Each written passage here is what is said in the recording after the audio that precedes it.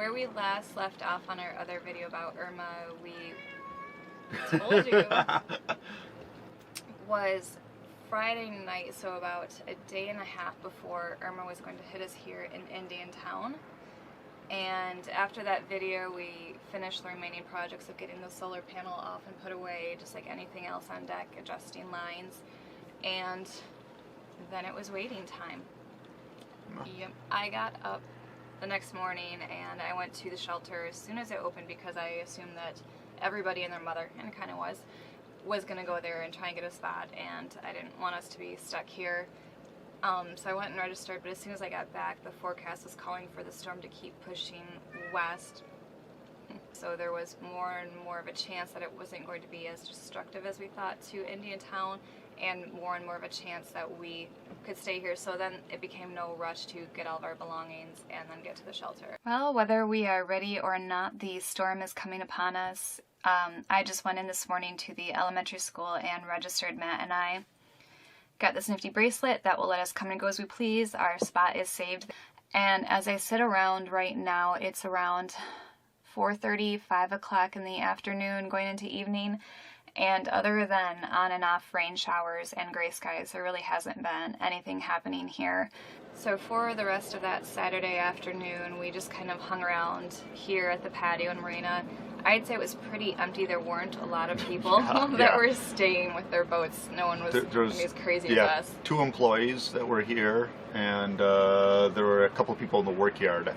So yeah, there's just a few people, a handful of people here. Yeah, there's about 5 of us here, so we kind of all would just gather at the patio, maybe crack open a beer, watch the latest forecast to see what it was doing, where it was at the moment, which I think was maybe Cuba at the time, and then watching it and all the spaghetti models as it got closer and closer to us. So we kind of just wasted a whole day like that until the sun started going down, and then it was time to hurricane party. Yeah. So I'm just about to take a walk through the yard right now, see what's going on, still see what people are up to. I think everybody is getting a little stir crazy already after having been in their boats. And the funny thing is, even though the winds now, you know, they were predicting us to get 120 mile an hour winds that went down to 110, that went down to 95. As I record this now, they're saying that they could be within like the 50 to 60 mile per hour range here in Indiantown, and I think a lot more people are planning to stay at the marina, stay at their boats. And I will admit that we are 2 of those people that are still undecided. We're going to keep checking the reports tonight and see what it says. I can only imagine what it'd be like, you know, if it got up to 50 miles per hour, or if things don't go as we planned and, you know, they jump up to 70, 80, 90 miles per hour. I might just be scared with anticipation right now. Obviously, we've weathered much, much worse than this. We've been in storms of sustained 50 mile per hour winds multiple times. But I guess we'll just have to see what the evening brings. It's now a little after 6 p.m. on Saturday, September 9th. Still not a whole lot happening here. We'll get these occasional gusts and on and off showers that last about 5 minutes. But otherwise, we're still just sitting and waiting. And I think we've decided to at least spend one more night on the boat. The shelters aren't going to be closing their door until the weather gets heavy, which is going to be early tomorrow afternoon. So we'll probably wake up first thing and reevaluate. But for now, there's not much going on. We feel more comfortable being on the boat than stuck in a shelter. So we're going to probably stay the night tonight. Just grilling out with some friends right now. So I guess enjoy what will hopefully not be like the last night on the boat. But if the storm keeps moving west like it is, we're probably in pretty good hands, good enough that things aren't over. Let's go see what Matt's up to. Is this the way the party moved? You guys set up a new grill. I had no idea where you went. Oh yeah. Oh sorry. I had to go look for Matt's chilling. Not a care in the world. Nope. Just any other Saturday. No, because if it was a real Saturday, we'd be working. That's right true. now. We would be working. This would not be a day off. time of it. Hold up. We got Alex, our meat master here, King Ding-a-ling, here I go. our meat captain, and he is I was cooking rocking up and rolling. some of our pork that we had sitting in the fridge about to go bad. We're going to turn in some tacos. And I guess this would indeed be our hurricane party. Oh yeah, it is 2017. Hurricane Party 2017. I feel like I shouldn't be having fun. I wasn't gonna say, but While others are having West some. Coast friends are not doing as well. Through that whole day, within 24 hours of a hurricane, it was pretty cloudy here, but it wasn't storming at all, and there was no wind. No, it was calm before the storm, as I say.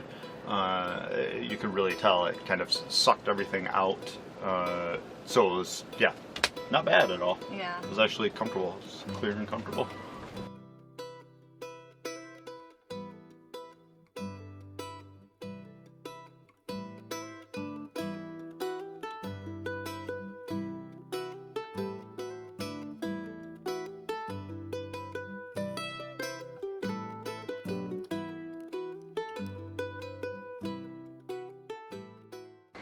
We've decided to stay Saturday night at the boat. There has been absolutely no action here other than the action we're producing with ourselves between friends. Kind of a hurricane party, beers, tacos, whatnot, but as far as wind's concerned, rain, thunderstorms, tornadoes, it is dead calm here. So the shelter isn't going to close on us. We're going to stay the night. I'm sure the sun will come through our hatches bright and early. We'll reassess and just see what tomorrow brings us.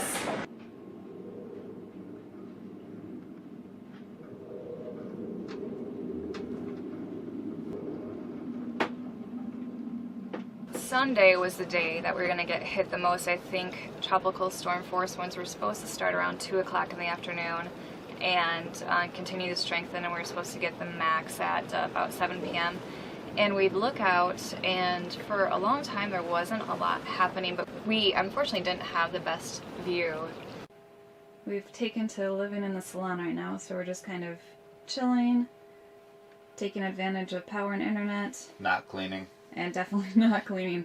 Everything is just strewn everywhere because we've had to take our bed out. We now have to get in and out through the hatch and the V-berth, so it's a mess in here. It looks like, well, like a hurricane hit it.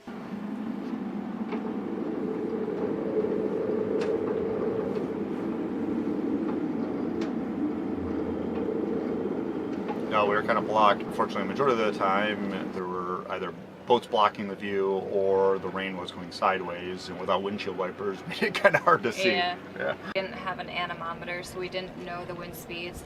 We'd have to look out and gauge how hard the trees were, blowing over, if there were any palm fronds coming off. And there would be gusts, but for the most part, I'd say 20, 25.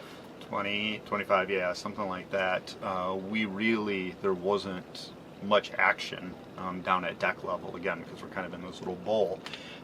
We would heel over actually pretty bad on a few occasions, but what we think it was is the windage of the mast itself and getting hit sideways. So the mast above the tree line was getting hit by the strong winds, but it was very sporadic. It would heel us over and then instantly pop back up. We'd round back in.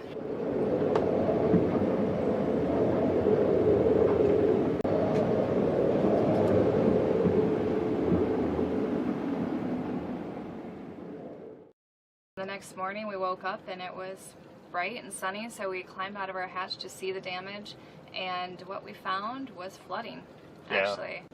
Good thing it was bright out, because we would have stepped off of the dock and went in a couple feet of water. Yeah, I'd say the water levels were about 2 to 2.5 feet above the docks. Yeah, it was a little crazy seeing that and what that did around here, just for the look of the place.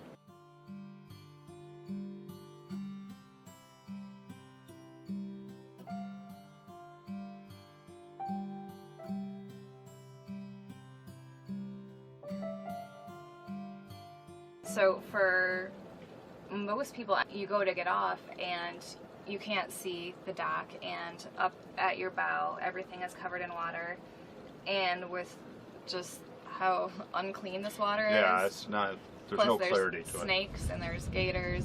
so with her permission, we jumped on our one neighbor's boat and then onto the cement, and that was the only way that we could get on and off. But it was nice being able to. A lot of people had to wade back and forth to their boats. We were lucky enough that we kept our feet dry. It was just a workout, jumping from boat to boat to boat to get across.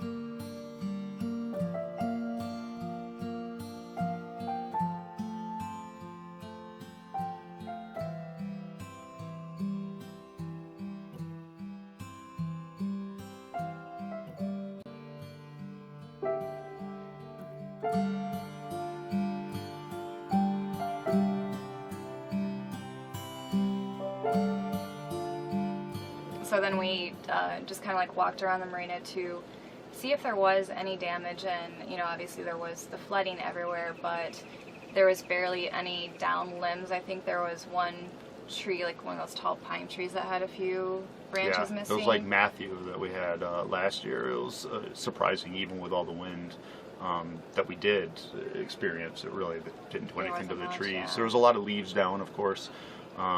But once those things got picked up, there really wasn't anything more substantial than that. And then even heading to the workyard, there was one boat that had a sail shredded. It was caught. Yep. One of the furling sails undid itself, and that was pretty much the extent of the damage. I think a few of the tarps were shredded and ripped, but it doesn't take a lot to rip those tarps. They're the highest quality. Especially UV, that they've been damaged all summer long.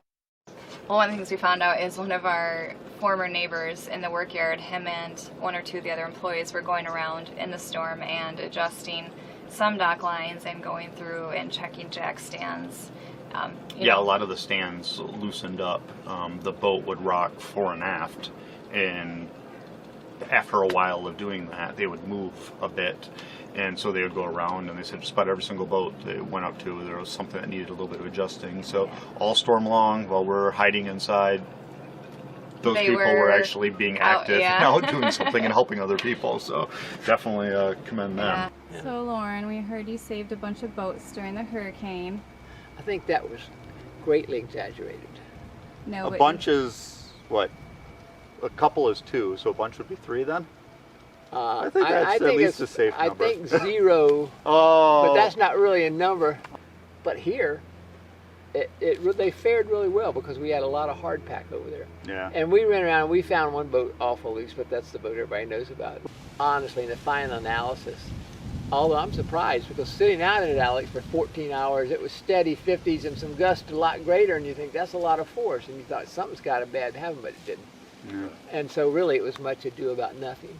But we went around and tightened up the boats a couple of times. Alex, thank you, Troy, Alex, and I. too. We also heard you were down here adjusting lines right before the flooding started. Well, we adjusted them. Then it just kept coming. Is there a story?